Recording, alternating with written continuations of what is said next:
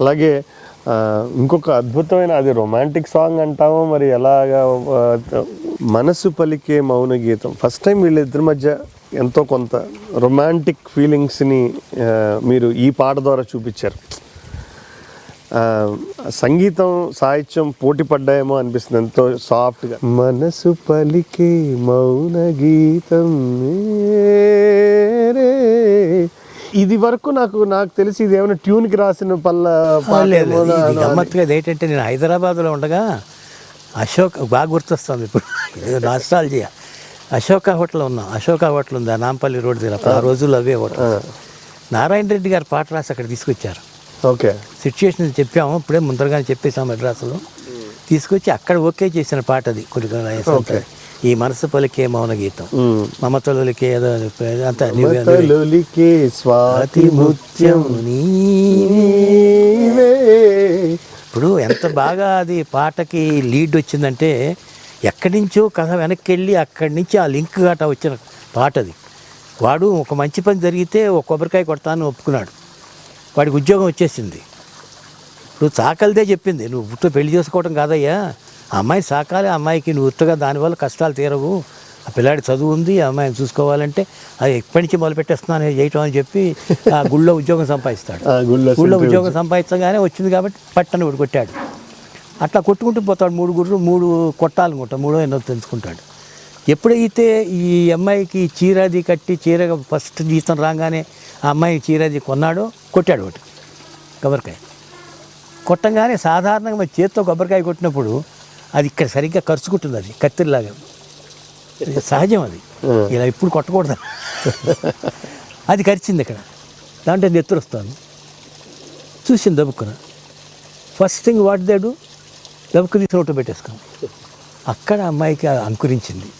ఎన్నాళ్ళు వాళ్ళ మ్యారేజ్ కన్సుమేట్ కాకుండా ఉన్నా కూడా చాలా సైకలాజికల్గా she feels excited about that particular thing. అక్కడి నుంచి మ్యూజిక్ తీసుకున్నాం. మంచి వైలెన్స్ వస్తాయని గుర్తున్నాను.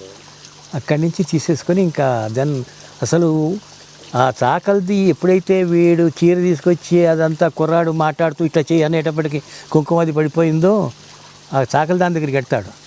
ఆ సీన్ ముందరగా పాటలంటే వెళితే పాడి చేసింది ఇది అంటే భగవంతుడు కూడా ఇలా కోరుకున్నాడు అన్నట్టుగా లోపల వెళ్ళిపోయి దాని నిండా పసుపు పూసేసి మొత్తం అంతా మధుపర్కంలాగా చేసి ఎంత బాగా అసలు నిజంగా థాటే చేసి దాంట్లో మల్లెపూలు పెట్టి దేవుడి దగ్గర తీసి మల్లెపూలు పెట్టి తీసుకెళ్ళి ఇవ్వమంట.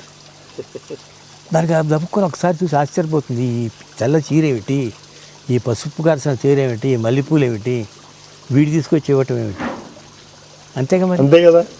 ఎందుకంటే అప్పటి వరకు ఏ కారణం చేత నిగ్రహించుకున్నా నిగ్రహంగానే ఉంది. వయసులో ఉన్న పిల్ల, పెద్ద ఇదేం లేదు. చాలా మంచి విల్ పవర్తో ఉన్న క్యారెక్టర్. చక్కగా నిజంగా ఏదో చదువుకున్న వాడికంటే చాకలాడు మేలని ఆ అమ్మాయి వచ్చి చెప్తుంది.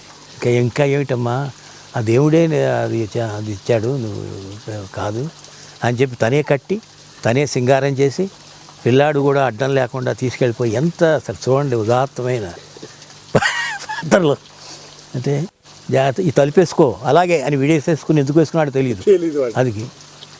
అప్పుడు ఇంకా మంచి పని, మూడో మంచి పని చేశాడు కాబట్టి కొబ్బరికాయ కొట్టంగానే అప్పుడు ఆ నోట్లో పెట్టుకుని అది రక్తాన్ని అక్కడి నుంచి మ్యూజిక్ స్టార్ట్ అయ్యి పాటకి లీడ్ ఇచ్చేసి ఇది వస్తుంది పాట.